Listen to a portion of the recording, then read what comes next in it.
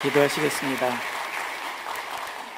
주님께서 세우신 이 교회, 이 땅에 우리 주님 한 분만이 높임을 받으시고 영광을 받으시도록 이 땅에 세우신 이 교회, 하나님께서 오늘 기억하여 주시옵소서.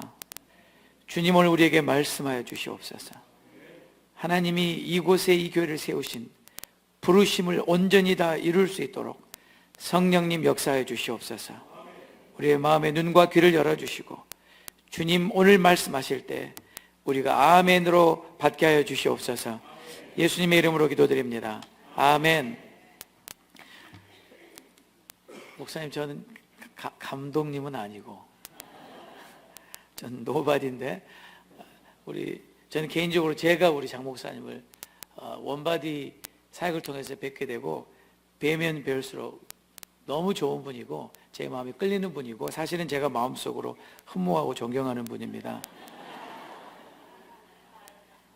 제 마음을 반대로 표현해 주신 것 같아서. 네, 오늘은 기도가 습관이 되게 하라는 주제로 말씀을 나누려고 합니다. 여러분 오늘 읽으신 그 본문 말씀은 다들 잘 아시는 말씀이시죠.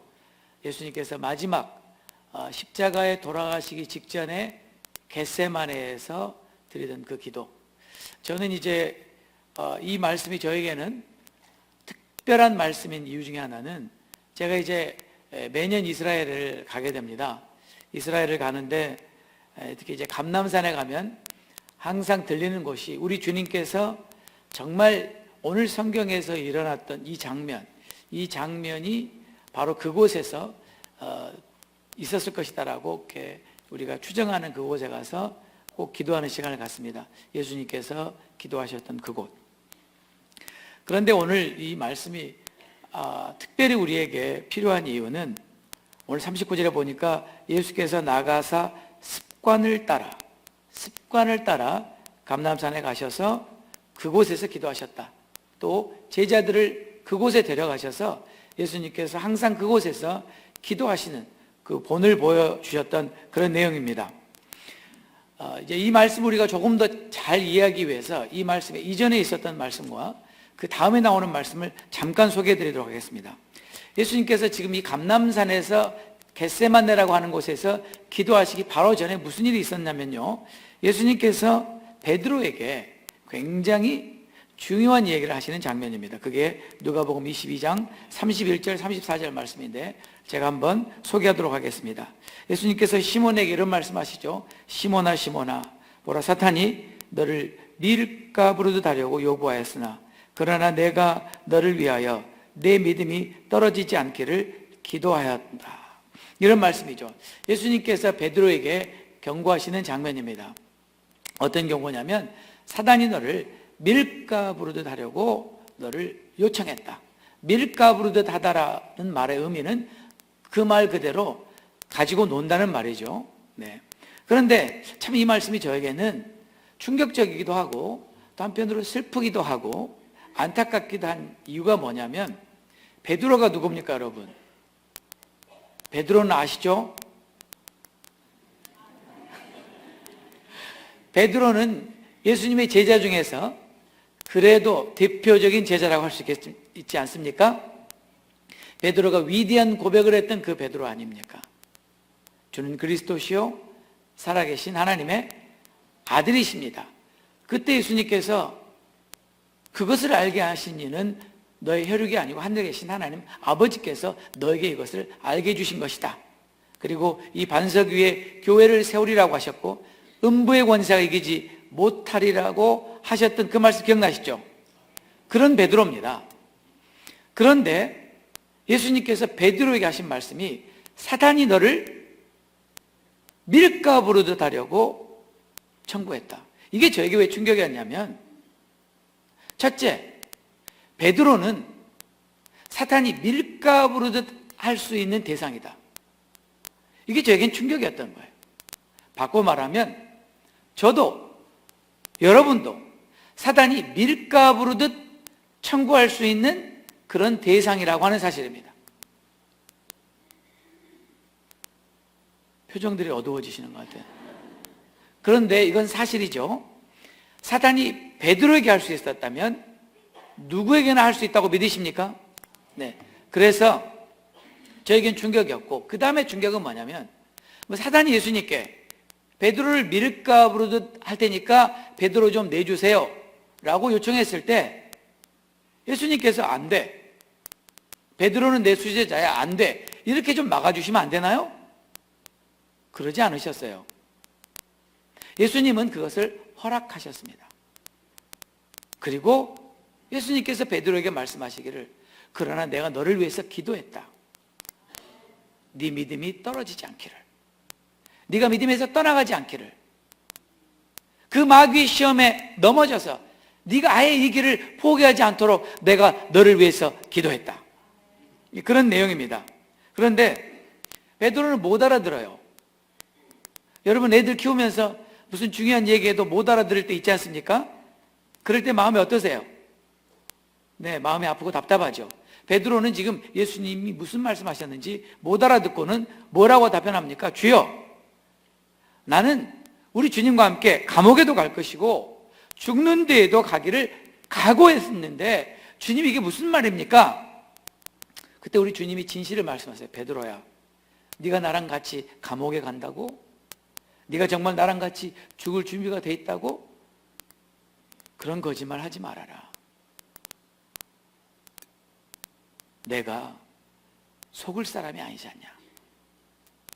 너의 입술로 나를 위해 죽기를 각오했다고 내가 너를 믿어줄 수 있는 건 아니지 않냐. 그리고 하시는 말씀이 더 충격적이죠. 오늘, 지금 방금 나에게 죽기까지 따라오겠다고 말한 베드로, 너는 오늘 다 굴기 전에 나를 3번이나 모른다고 부인할 것이다. 우리가 잘 아는 얘기입니다. 그렇죠? 잘 아는 얘기죠? 네. 그런 다음에 예수님께서 베드로와 제자들을 데리고 겟세마네에 가셔서 기도하신 것입니다. 그런데 겟세마네에서 기도가 끝나자마자 바로 누가 찾아옵니까? 가롯 유다와 함께 대제사장의 하인들이 예수님을 잡으러 찾아왔습니다. 그래서 바로 예수님을 잡아가고 베드로는 멀찌감치서 예수님을 따라갑니다. 그 장면이 바로 54절부터 나오지 않습니까? 그때 무슨 일이 벌어집니까? 55절에 보니까 사람들이 뜰 가운데 불을 피우고 함께 앉았는데 베드로도 그 가운데 있었습니다.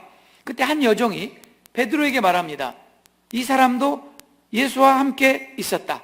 그러니까 57절에 베드로가 부인하여 이렇게 말하죠. 이 여자여, 내가 그를 알지 못한다.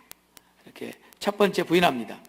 58절에 보니까 조금 후에 또 다른 사람이 베드로를 보고 말합니다. 너도 그와 함께 있었던 사람 아니냐? 그러니까 베드로가 뭐라고 말합니까? 이 사람아, 나는 아니다. 두 번째 부인합니다. 59절에 1시간쯤 있다가 또 한 사람이 이번에는 확신을 가지고 이야기합니다. 이 사람은 갈릴리 사람이고 진짜 예수와 함께 있었다. 60절에 베드로가 이렇게 말합니다. 이 사람아, 나는 당신이 하는 말을 도무지 알지 못하겠다 라고 또 부인하는 순간 닭이 울어요. 그때 예수님께서 베드로를 쳐다보십니다. 61절에 그 순간 베드로가 오늘 닭 울기 전에 내가 나를 3번 부인하리라 하시는 것이 생각나서 밖에 나가서 심히 통곡하니라. 이게 이제 오늘 저희가 읽은 본문 말씀의 앞뒤 이야기입니다. 오늘 이 본문 말씀을 통해서 3가지 우리가 살펴보고 싶은데, 첫 번째는 예수님께서 겟세마네 동산에서 기도하신 시간은 1시간이었습니다. 1시간. 우리 한번 따라 해봅시다. 1시간. 1시간. 어떻게 하냐면 오늘 우리 누가복음에 나오지 않지만 마태, 마가에는 정확하게 나옵니다. 마태복음 26장 40절에 너희가 나와 함께 1시간도 이렇게 깨어 있을 수 없더냐. 누가복음 14장 37절에도 시몬아, 자느냐? 내가 1시간도 깨어 있을 수 없더냐. Simon, are you asleep? Could you not keep watch for 1 hour? 1시간 이렇게 돼 있죠. 그죠? 몇 시간이라고요? 1시간이 중요합니다. 몇 시간이라고요? 왜 1시간이라고 저한테 물어보지 말아주세요. 저도 몰라요.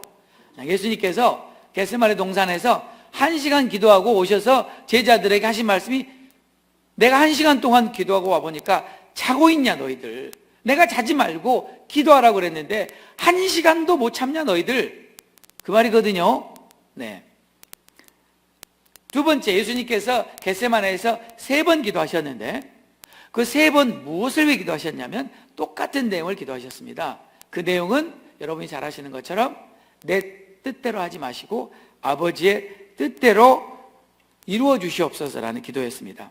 첫 번째 기도는 마태복음 26장 39절에 나오죠. 조금 나가서 얼굴을 땅에 대시고 엎드려 기도하여 이르시되 아버지여 만일 할만하시거든 이 잔을 내게서 지나가게 해 주시옵소서.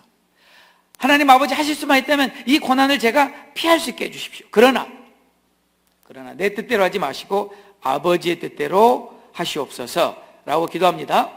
그 다음에 두 번째 기도는 마태복음 26장 42절에 나오죠. 다시 두 번째 나아가 기도하여 이르시되, 몇 번째요?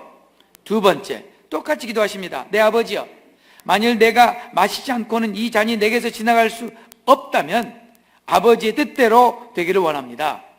그런 다음에 또 제자들에게 찾아와 보니까 제자들이 여전히 자고 있어서 또 제자들을 깨워서 자지 말고 기도하라는데 자느냐? 그렇게 말씀하신 다음에 마태복음 26장 44절에 그들을 두시고 나가 세 번째, 몇 번째죠? 세 번째 같은 말씀으로 기도하셨습니다. 같은 말씀은 바로 두 번째와 첫 번째와 같은 말씀. 뭐라고 기도하셨을까요? 내 뜻대로 하지 마옵시고 아버지의 뜻대로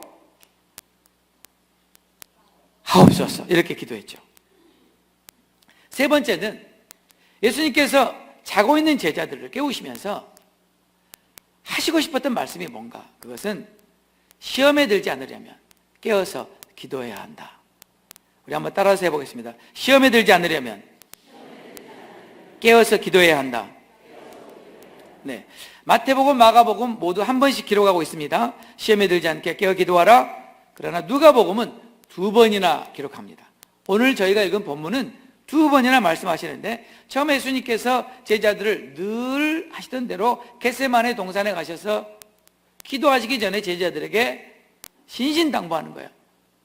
제발 부탁이니까 기도해야 한다. 기도하지 않으면 시험에 들 것이다. 시험에 들지 않도록 기도해야 한다. 그리고 가셔서 1시간 기도하고 와 보시니까 기도하고 있었죠, 제자들이. 근데 고개를 이렇게 끄덕이시면 안 돼요. 자고 있었습니다. 그래서 예수님께서 자지 말고 깨서 기도하라고 했습니다.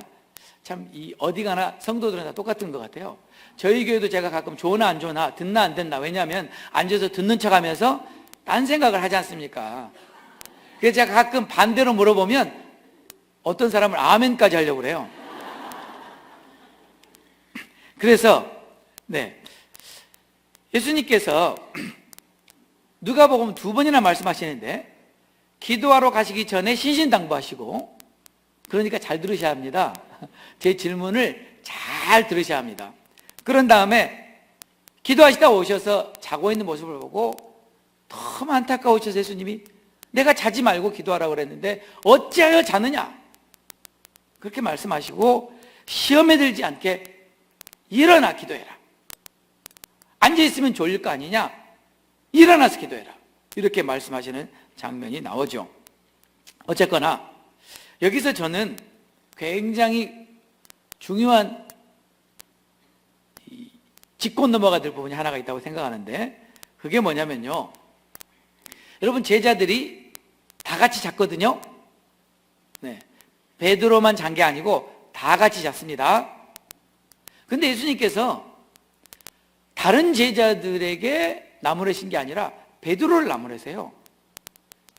오늘 우리가 읽은 누가복음에는 안 나와 있지만 여러분 마태복음과 마가복음을 보면 아주 정확하게 말씀하십니다. 마태복음 26장 40절에 제자들에게 오사 그 자는 것을 보시고, 지금 누가 자는 거예요? 베드로가 자는 거예요? 제자들이 자는 거예요?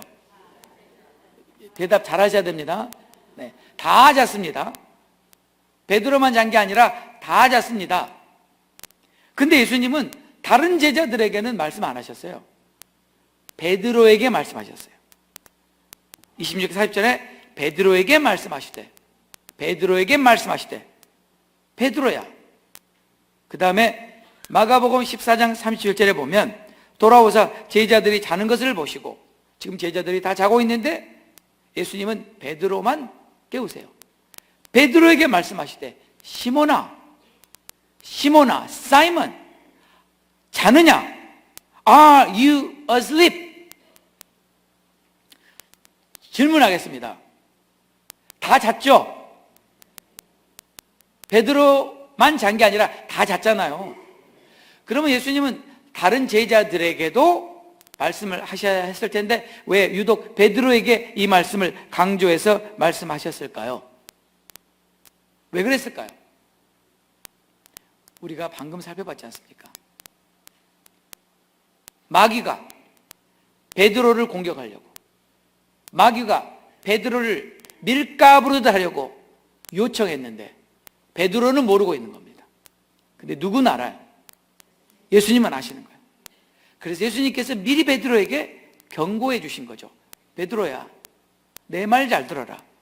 사단이 너를 가만두지 않을 것이다. 사단이 너를 송두리 쳐들어 버릴 것이다. 사단이 너를 시험에 빠뜨리고 말 것이다. 그러니 너 정신 차려라. 지금부터 정신 바짝 차리고 나를 따라와라. 그 말이죠. 그렇지 않습니까? 베드로가 알아들었어요? 못 알아들었어요? 못 알아들었어요. 주님, 제가 누굽니까? 저 주님 따라 감옥에도 가고요, 저 주님 따라 죽을 준비가 돼 있는데 사단이 저를 밀가부르듯 한다니 이게 무슨 말씀입니까? 주님, 제 믿음을 지금 뭘로 보십니까? 제가 디트로이트 한인연합 감리교회 장로입니다, 이렇게 말할 수도 있다는 거죠. 혹시 여기 장로님 계시면 시험에 들지 마시고, 저희 교회도 제가 이렇게 합니다. 그런데 못 알아들으니까 예수님께서 겟세마네에서 기도하기 전에 사실은 베드로를 염두에 두고 하신 말씀이에요. 지금 자면 안 된다. 지금 깨어서 기도해야 한다. 왜냐하면 기도하지 않으면 반드시 시험에 빠질 것이다. 그리고는 예수님 1시간 기도하시다가 궁금하신 거예요. 베드로가 자나 기도하나?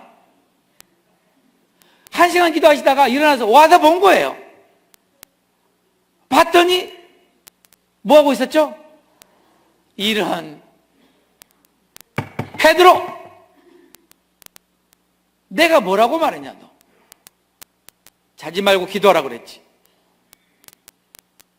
일어나서 기도해. 그러고 가셔서 아마 제 생각에 또 한 시간쯤 기도하셨을 것 같아요. 성경에는 두 번째는 1시간이라고 안 나옵니다. 그리고 또 와서 보니까 베드로가 무릎 꿇고 통성 기도하고 있었지 않습니까? 왜 웃으세요? 또 자고 있었어요, 베드로. 예수님 마음이 어땠을까요? 베드로, 너 내 말 못 알아듣냐? 너무나 안타까우신 거예요. 너무나 안심하신 거예요. Wake up! 서! 앉지 말고. 그러신 거예요. 그리고는 가서 세 번째 기도하시고 와보니까 그때는 다들 기도하고 있었죠? 여전히 자고 있었습니다. 네, 그 순간 무슨 일이 벌어졌습니까? 예수님을 잡으러 사람들이 딱 도착한 시간이었습니다. 정확하게 그 시간에. 그리고 난 다음에 무슨 일이 벌어졌는지 우리는 알았죠. 참 안타까운 게, 여러분 이 얘기 듣고 보니까 베드로 한심해요? 안 한심해요? 대답하자니 내 자신이 참 속이 보이죠? 그럴 것 같아서 제가 사실은 좀 찔리시라고 여쭤본 겁니다. 예수님이 그렇게 말씀하셨어요. 여러분, 신앙생활 하다 보면 우리 주님이 베드로에게 이렇게 말씀하신 것처럼 김집사, 이장로, 박권사, 사단이 지금 당신을 밀가부르듯 하려고 하니까 깨어서 기도해 라고 우리에게 말씀해 주실 때가 있나요, 없나요? 많습니다. 반드시 있습니다.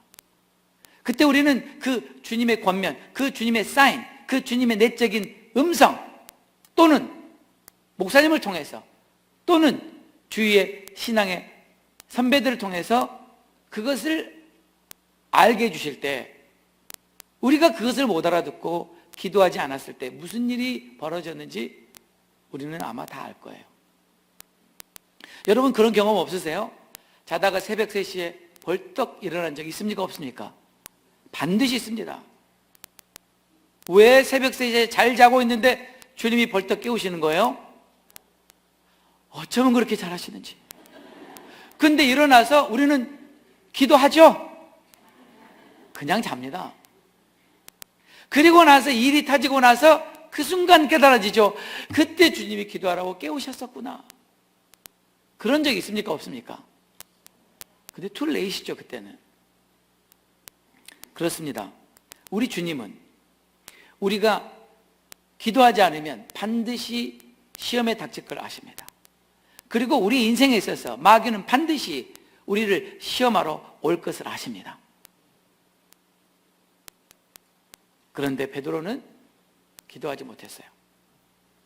왜 베드로가, 그 수제자 베드로가 어쩔 때는 그냥 자기 혼자 다 믿는 것처럼 그렇게 난리치던 베드로가 왜 이 순간 이렇게 연약하게 무너졌을까? 그 이유를 예수님이 이렇게 말씀하세요. 마태복음 26장 41절에 시험에 들지 않게 깨어 기도하라. 마음에는 원이로되 육신이 약하도다. 육신이 약하도다. 주님은 우리 육신의 연약함을 아시는 거죠.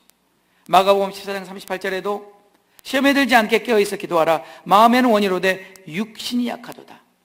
여기 원문에 보면 마음이 아니고 스피릿입니다. 영입니다. 이게 무슨 말이냐면 베드로의 영은 기도하기를 원했지만 육신이 약했다는 거예요. 다시 말하면 그 베드로의 영의 소욕이 육신의 소욕에게 졌다는 것입니다. 그래서 자고 만 거예요. 사실 마태복음 26장 43절에 보면 예수님께서 이렇게 말씀하세요. 와서 보시니까 그들이 자니 이는 그들의 눈이 피곤함이라. 피곤했습니다, 제자들이. 또 14장 40절에도 보니까 그들의 눈이 심히 피곤함이라. 여러분 정말 심히 피곤할 때가 있지 않습니까? 그럴 땐 자야죠. 누가복음 오늘 읽은 복음 말씀에는 예수님 뭐라고 말씀하시냐면 그들이 슬픔으로 인하여 잠든 것을 보시고, 지금 제자들은 육신적으로도 심히 피곤하지만 마음으로도 힘든 상태예요. 몸과 마음이 힘들 때 있습니까? 없으신가 봐요. 모든 일이 만사형통하고 다 잘 되시나 보죠? 네, 몸과 마음이 힘들 때가 있습니다.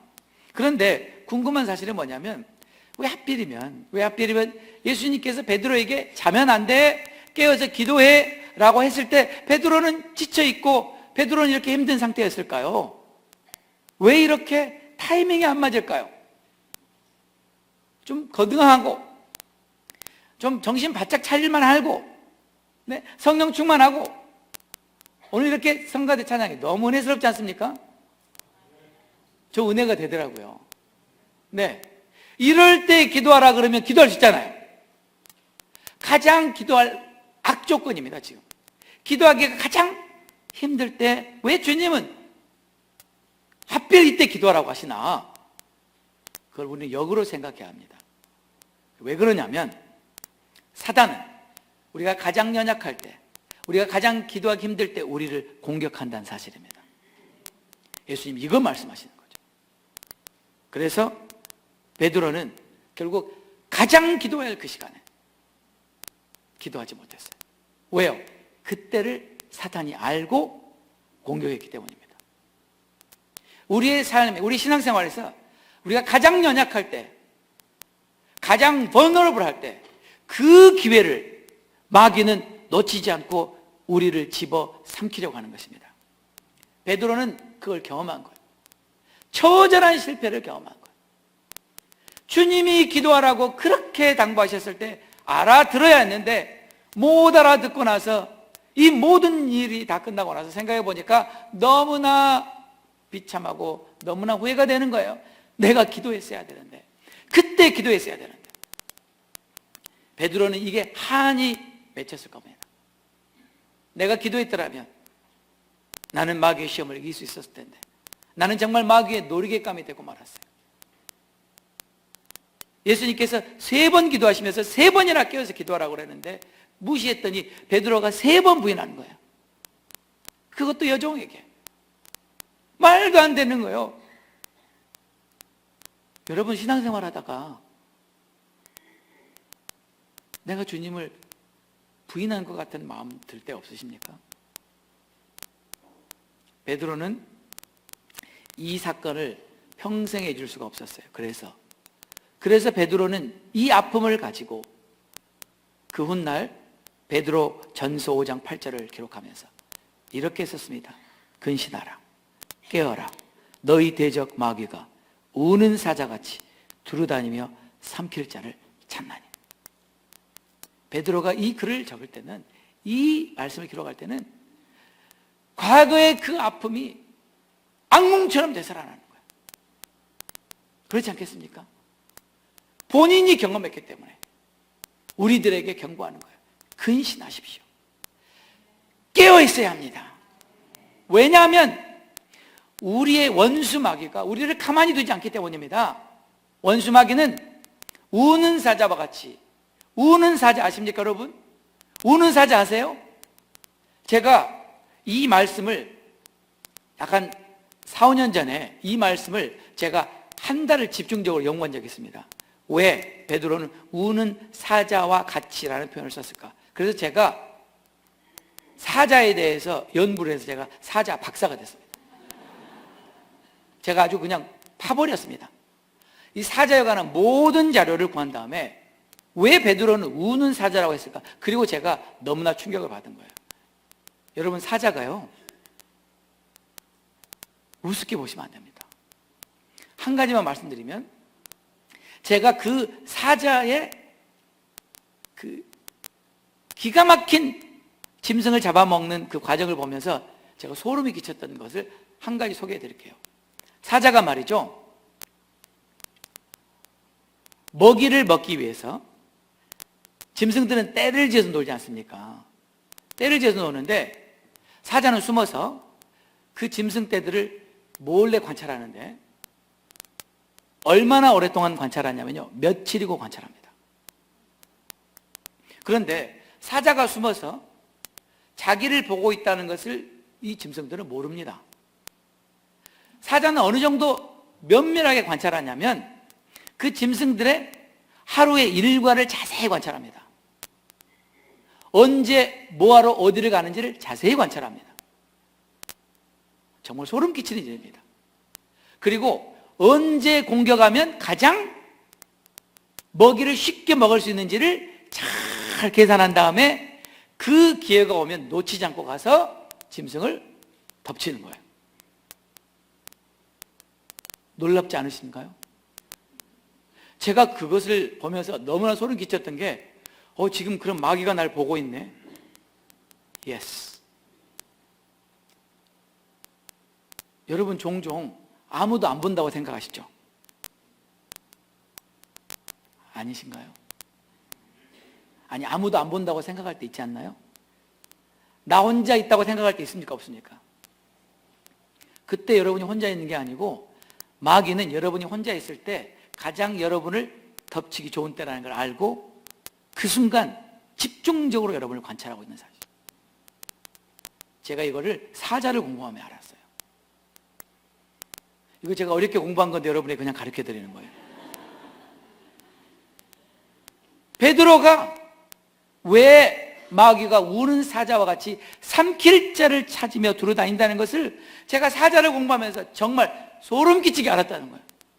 그 다음부터 저는 혼자 있을 때 주위를 둘러봅니다. 사자가 어디서 쳐다보나. 정말 마귀는, 제 말을 믿으십시오, 정말 마귀는 여러분이 혼자 있을 때 여러분을 집중적으로 관찰하다가 여러분이 죄의 유혹에 넘어가는 순간 집어삼킨다는 사실을 잊지 마시기 바랍니다. 그래서 베드로가 그 아픈 과거의 쓰라린 실패를 경험으로 쓴 거예요. 근신하라, 깨어라, 너희 대적 마귀가 우는 사자와 같이 삼킬 자를 찾느니라. 그러므로 너는 믿음을 굳게 하여 마귀를 대적하라. 마귀를 대적하라. 우리는 시험에 들지 않도록 깨어 기도해야 합니다. 마귀를 대적해야 합니다. 그러나 기도하지 않으면 우리는 너무 무기력하게 패배하고 마귀의 밥이 되고 맙니다. 기도를 대신할 수 있는 것은 아무것도 없습니다. 기도하지 않는 것은 잠자는 것입니다. 기도하는 것은 깨어있는 것입니다. 예수님도 바울도 깨어있어야 한다고 명령합니다. 바울은 골로새서에서 기도에 항상 힘써야 한다. 기도에 감사함으로 깨어있어야 한다. 기도는 힘써야 할 수 있어요. 기도는 그냥 되는 게 아니에요. 기도는 우리가 힘쓰고 애써야 되는 겁니다. 세 번역의 기도에 힘을 써야 합니다. 감사하는 마음으로 기도하면서 깨어있어야 합니다. 에베소 6장 18절에도 모든 기도와 간구로 하되 무시로 성령 안에서 기도하고 이를 위하여 깨어 구하기를 항상 힘써라. 기도는 힘써야 합니다. 세 번역에 보니까 온갖 기도와 간구로 언제나 성령 안에서 기도하십시오. 이것을 위하여 늘 깨어서 끝까지 참으면서 모든 성도를 위하여 간구하십시오. 이렇게 되어 있습니다. 그러니까 오늘 예수님께서 제자들에게, 특별히 베드로에게, 그리고 오늘 저희에게 정말 하시고 싶은 말씀이 뭐냐면, 우리가 이 세상 사는 동안 우리는 이 마귀의 공격에서 벗어날 수 없습니다. 마귀는 언제든지 기회만 되면 저와 여러분을 삼키려고 달려들 것입니다. 우리가 어떻게 이길 수 있습니까? 깨어서 기도하는 방법밖에 없다는 거예요. 기도하지 않으면 우리는 무너질 수밖에 없다. 기도하지 않으면 우리는 넘어질 수밖에 없다. 이것은 무슨 말이냐면, 내가 기도하지 않는다는 얘기는 내가 마귀의 밥이 돼도 좋다, 이 말입니다.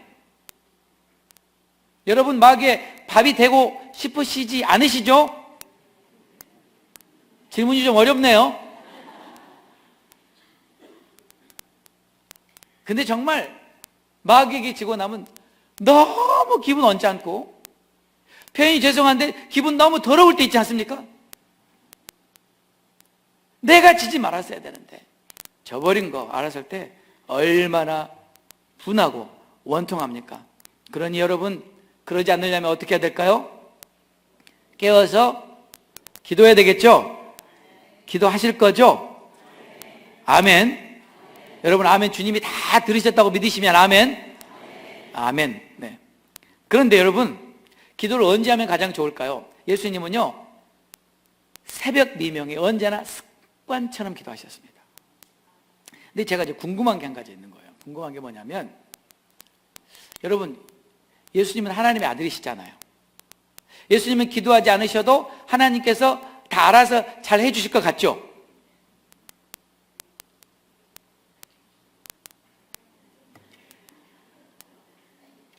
여러분, 예수님하고 하나님하고 친한 건 아시죠?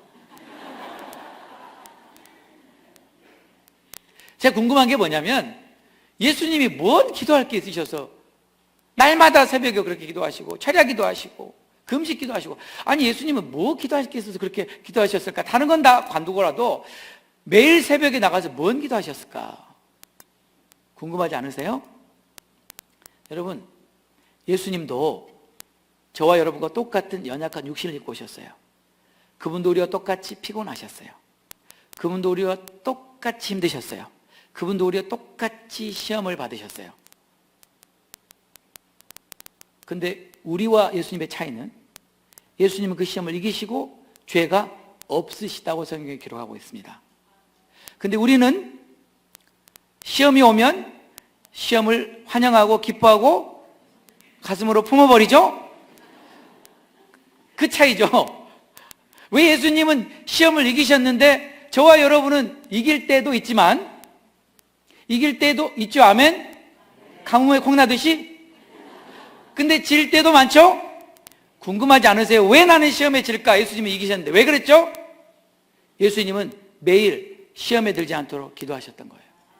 그분은 하나님의 아들이심에도 불구하고 육신을 입고 오셨기 때문에, 그분도 저와 여러분과 똑같은 시험을 매일 당하시기 때문에 그 시험을 이기기 위해서 매일 습관처럼 기도하신 거예요. 신앙생활에 장사가 따로 없습니다. 신앙생활에 용사가 따로 없습니다. 매일 기도하는 수밖에 없습니다. 매일 기도하지 않으면 우리는 마귀의 밥이 되고 말 것입니다. 그래서 예수님께서는 습관처럼 기도하신 것입니다. 아멘. 여러분, 습관이 얼마나 중요한지 여러분이 잘 아실 것입니다. 습관은 제2의 천성이라고 합니다. Habit is a second nature. 그런데 제2의 천성일 뿐만 아니라 파스칼은 이렇게 말합니다. 습관은 제1의 천성을 파괴하는 제2의 천성이다. 이게 무슨 말이죠? 우리의 타고난 기질, 제1의 천성을 능히 이겨버리고도 남을 만한 있는 힘이 바로 제2의 천성, 습관이라는 거예요. 사람은 습관을 따라 살다 습관을 따라 죽습니다. 재밌는 건 뭐냐면요, 이 습관을 만드는 장본인은 난데 습관이 되고 나면 그 습관이 나를 지배합니다. 내가 습관의 종이 되어버립니다. 그리고는 습관 따라 살다가 습관 따라 죽는 거예요. 그런 여러분, 우리 삶에 좋은 습관도 있고 나쁜 습관도 있지 않습니까? 우리 디트로이트 한인연합 감리교회 모든 성도들은 다 좋은 습관만 가지고 있다고 저는 그렇게 믿고 싶지만 그게 현실이 아니라는 걸 너무나 잘 알아요, 제가. 여러분, 나쁜 습관도 있죠? 드라마 보는 습관. 목사님, 그런 말 하지 마세요. 드라마 안 보셨죠? 얼마나 드라마가 재밌는데요. 한 번만 보시면 목사님도 푹 빠질 거예요. 제가 한 번 보고 빠져봐 살아요. 다시는 안 봅니다, 제가.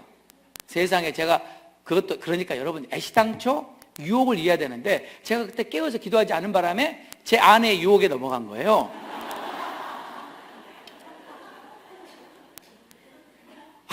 원래 제가 드라마도 안 보고 그런 거 안 보는데 제 아내가 여보 이거 좀 봐, 저기 우리가 살던 그 동네가 나왔다 그래가지고 어디 그걸 보다가 날 새고 본 거예요. 날 새고 새벽에 너무나 허무한 거예요. 아내의 말을 듣고 그대로 다시는 드라마 보지 않습니다.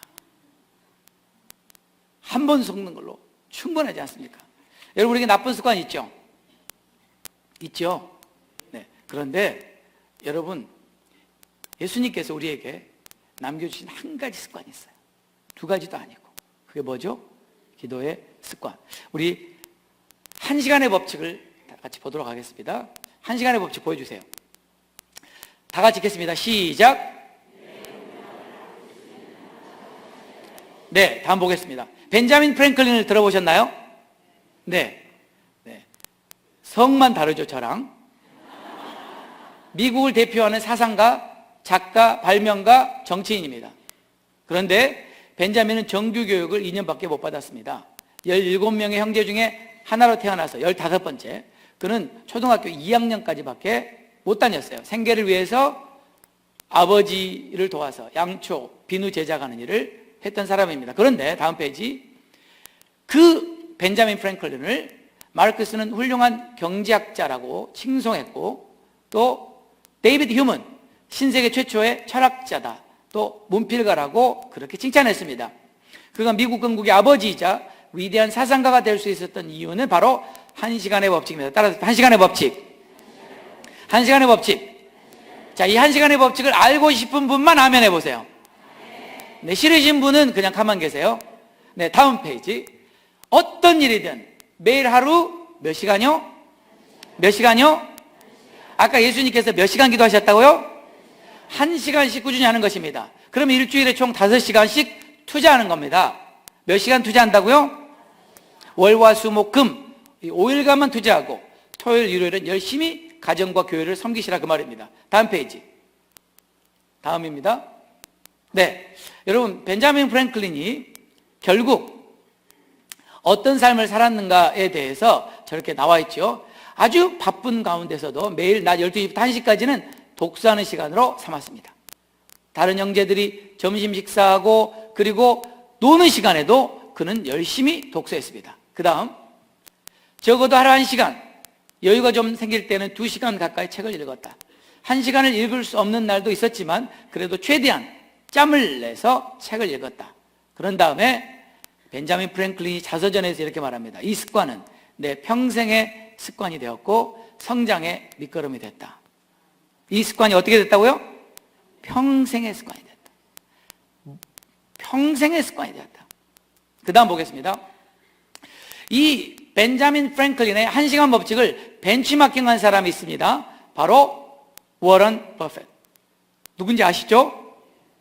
네, 주식 투자가로서 세계적인 사람이죠. 다음, 네, 그는 어려서부터 매일 적어도 1시간에서 2시간 가까이 뉴욕 타임스, 월스트리트 저널을 또 신문을 이렇게 정독했습니다. 이분이 이렇게 말합니다. 아침에 일어나 사무실에 나가면 자리에 앉아 신문을 읽기 시작했다. 각종 투자 정보 편지, 추천서 등이 날아들었지만 그러나 무조건 하루 1시간은 신문을 보는 시간을 가진 것입니다. 그 다음 빌 게이츠는 아시나요?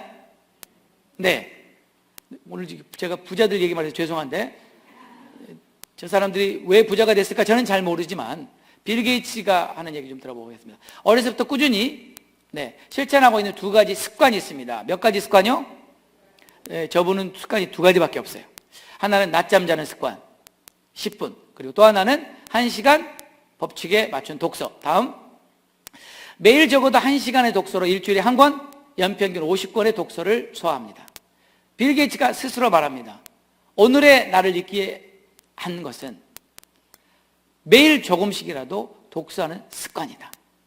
습관이다. 내게 하버드 졸업장보다 소중한 것이 바로 이 독서하는 습관이다. 습관입니다. 그 다음, 앨런 머스크는 테슬라라는 자동차의 파운더이고 여러분 잘 아시는 페이펠의 파운더입니다. 이 앨런 머스크는 어린 시절 하루 책을 2권씩 읽을 정도로 독서 광이었습니다. 성이 된 이후에도 하루에 1시간 이상씩 꾸준히 독서를 하고 있습니다. 이 동생이 형에 대해서 이렇게 말합니다. 형은 엄청난 독서광. 나이가 들어 사업으로 바쁜 와중에도 손에서 책을 놓지 않고 매일 조금씩의 독서를 꾸준히 하고 있다. 그 다음, 꼭 독서가 아니더라도 많은 일들에 1시간 법칙을 적용해 자기 개발할 수 있습니다. 그 다음, 마크 저커버그 아시죠? 페이스북의 창시자.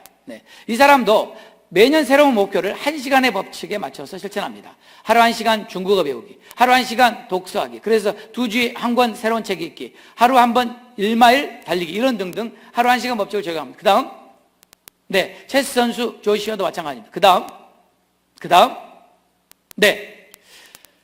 본업이 바쁜 현대인들이 뭔가 배우고 얻기 위해 시간을 따로 내기란 쉽지 않습니다. 맞죠? 바쁘시죠? 근데 제가 여기 디트로이트 와보니까 안 바쁘세요. 우리 동네 무지하게 바쁩니다. 우리 동네 사람들은 눈이 바짝바짝하고요, 조그만 앞차가 늦게 가면 빵빵거리고요, 얼마나 바쁘게들 다니는지 몰라요. 아무튼 바빠요. 하지만 따져보면 흘려보내는 시간들만 잘 모아도 하루 1시간을 확보할 수 있다.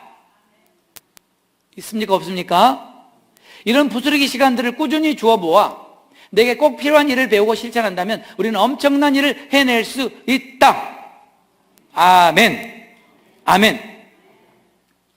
여러분, 한때 굉장히 많은 사람들을 열광시켰던 책이 있었습니다. 그 책의 제목이 성공하는 사람들의 7가지 습관이라는 책 들어보셨습니까?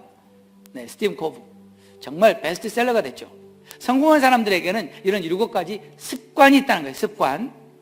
습관이 뭐냐면요, 내가 의식적으로 하려고 하든 의식적으로 하기 싫건 간에 습관이기 때문에 되는 겁니다. 습관이 무서운 거죠. 그런데 성공하는 사람들에게 7가지 습관이 있다는 거예요. 저는요, 그 책 읽지도 않았어요. 왜냐하면 한 가지 습관 가지기도 어려운데 7가지 습관을 어떻게 갖습니까? 동의하시죠? 그래서 이 7가지 습관은 성공하는 사람들이나 가질 것이지 저처럼 평범한 사람은 7가지는 힘들다.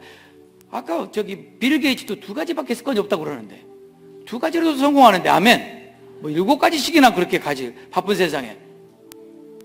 우리 주님은요 7가지 습관을 말씀하시지 않았어요.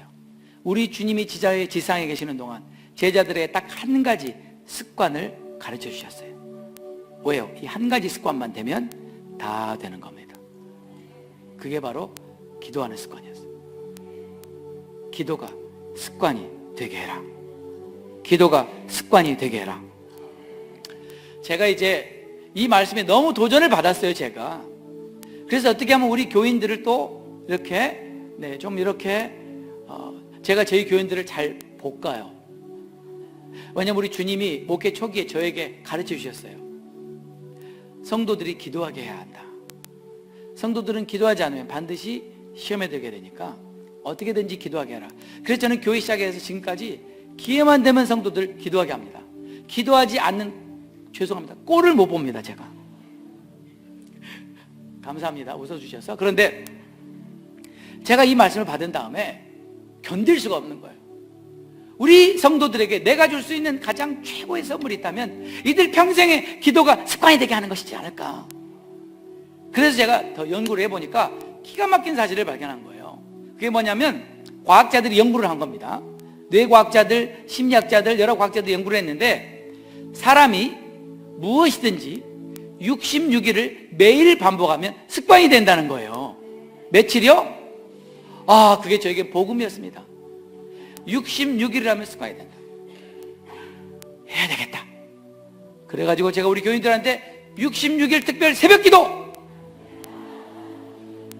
우리 교인들이 했을까요? 안 했을까요?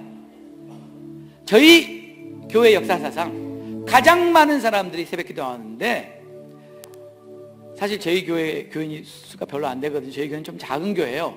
제 아내가 이 교회 크다고 굉장히 주눅이 들어가지고 지금 되게 힘들어하는데, 제가 그래서 어제 우리 속장 세미나 때 강조했습니다. 사이즈가 중요한 게 아니다. 우리 장 목사님과 저를 보십시오. Size doesn't matter. 아멘, 할렐루야. 아멘. 제 생각에 다윗이 굉장히 키가 작았던 걸로 알아요. 사울은 키가 엄청 컸던 걸로 알아요. 죄송합니다. 키 크신 분들 시험에 들지 마시기 바랍니다. 키 큰 분들 중에도 주님이 쓰시는 분들 많아요. 저희 교회가 사이즈가 작습니다. 아마 작년 한 300명 되는 것 같아요. 그런데요, 새벽 기도에 많이 나오면 15명, 20명 그랬으니 이게 되겠습니까, 이게? 그런데 제가 66일 기도가 습관이 되게 하자 했는데요, 저희 교회 역사상 가장 많이 나오는데, 많이 나올 땐 100명, 평균 7, 80명 나오는데 제가 놀란 거예요. 첫날 가서 보고 꽉 차가지고 깜짝 놀랐어요. 제가 잘못 온 줄 알고. 저희가 66일 시작해서 10월 13일 날 끝납니다. 66일. 제가 66일 하다가 할 수 없이 여기 온 거예요. 그래서 제가 교인들한테 여러분 이거 1년 전에 약속한 거라고. 그래서 제가 목사님 말씀대로 약속을 지켜야 되지 않냐. 그래서 잠깐 나온 겁니다. 지금 저희는 66일 뜨겁게 진행하고 있습니다. 우리 성도들 중에 한 분이 그래요. 목사님 66일 안 해도 돼요. 왜요? 벌써 습관이 됐어요. 4시만 되면 눈 떠져요. 피곤해 죽겠는데 눈 떠져요. 목사님 책임져요. 책임져. 얼마나 감사한지. 근데 어떤 분이 이런 분이 있어요. 목사님 66일 했는데도 습관이 안 되면 어떡하죠? 그래서 제가 그랬죠. 또 하면 된다고. 언제까지? 될 때까지 하면 된다고. 여러분 한번 생각해 보세요. 내 인생에 하루 1시간 투자해서 평생의 습관이 될 수 있는 것이 기도의 습관이라면 이거보다 더 큰 축복이 어디 있어요? 여러분 기도하면 하나님 일하세요. 기도하지 않으면 마귀가 달라들어요. 뭐 하실래요? 확실하게 합시다. 오늘 하나님을 맞이하실래요? 마귀랑 놀래요? 두 개밖에 없거든요. 기도하지 않으면 마귀의 밥입니다. 기도하면요 시험을 이길 수 있습니다. 기도하실 거죠? 이 교회가 왜 기도해야 되냐면요, 이 교회는 이 지역을 하나님께서 맡겨주신 장자교회예요. 여러분이 기도해야 여러분도 살고 이 지역이 살고 미국의 이민교회가 살고 선교지가 사는 그런 교회이기 때문에 여러분 깨어서 기도해야 합니다. 제가 이런 이야기 아무 교회나 가서 안 합니다. 여러분의 교회 중요한 교회입니다. 깨어서 기도하셔야 됩니다. 기도하셔야 됩니다. 여러분 오늘 작정하셨으면 좋겠어요. 내 평생에 기도가 습관이 되게 하리라. 새벽형이신 분은 새벽에, 저녁 하실 분은 저녁, 낮에 하실 분은 낮에, 여러분이 좋은 시간을 고르세요. 그러나 하나님 가장 기뻐하시는 것은 하루의 첫 시간을 하나님께 드리는 걸 가장 기뻐하십니다. 이건 그러나 반드시 그래야 된다는 건 아니에요. 저희 교회도 새벽형이 있고 저녁형이 있고 양쪽이 다 아닌 분들도 계세요. 뭐 어떡하겠습니까? 그러나 습관이 되기까지가 어렵지 습관이 되고 나면 얼마나 유익한지 몰라요. 아멘.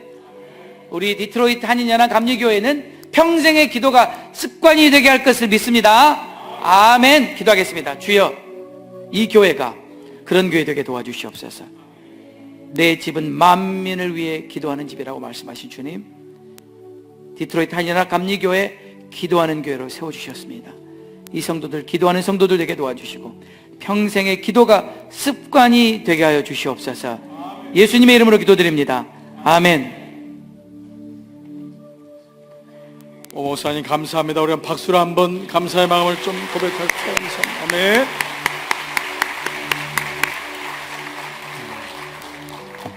이 말씀을 아침 1부 예배를 드렸는데요, 1부 예배 드리시고 나가시면서 한 분이 저한테 이렇게 미리 선수를 치시더라고요.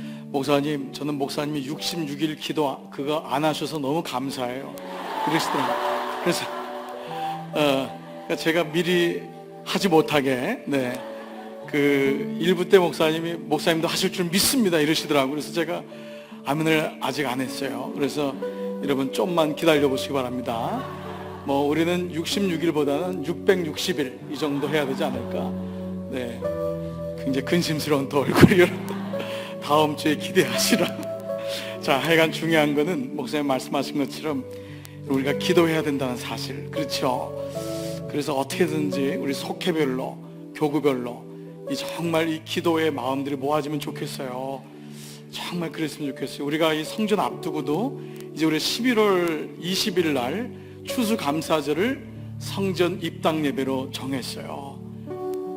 우리 그때까지라도, 그죠? 그 이후엔 또 기도해야 되겠지만 마음을 모아야 될 때가 아닌가. 하나님께서 그런 마음을 주셔요. 여러분, 영은 통하는 거예요. 제가 지난 주일날 우리 장로님 권사님들이 늘 죄송하지만 그 말은 여러분들에게 하는 말이잖아요. 장로님 권사님 무늬만 권사여 장로가 되면 안 됩니다. 하나님께서 새벽에 저에게 너무 그 말씀을 하셔서 제가 여러분에게 죄송하단 말을 하고 말씀을 드렸잖아요. 그 말은 하나님 마음일 거예요. 그리고 여러분들, 우리 장로님 권사님들이 그거를 또 잘 받아들이시고, 석장님들만인가요? 우리 모두잖아요, 그렇죠? 그래서 이 마음을 가지고 우리가 다시 오늘 기도의 마음을 쏟고 함께 기도하는 그런 계기가 되었으면 좋겠습니다. 아멘. 여러분 다 제사 한번 일어나십시다. 우리 마지막 찬양 우리 같이 고백하면서 우리 오늘 예배를 마치고 오늘 세상을 향해 나가겠습니다. 204장 예수로 나의 구주 삼고, 예수로 나의 구주 삼고 성령과 피로서 거룩나니 이 세상에서 내 영혼이 하늘의 영광, 이것이 나의 안녕이요, 이것이 나의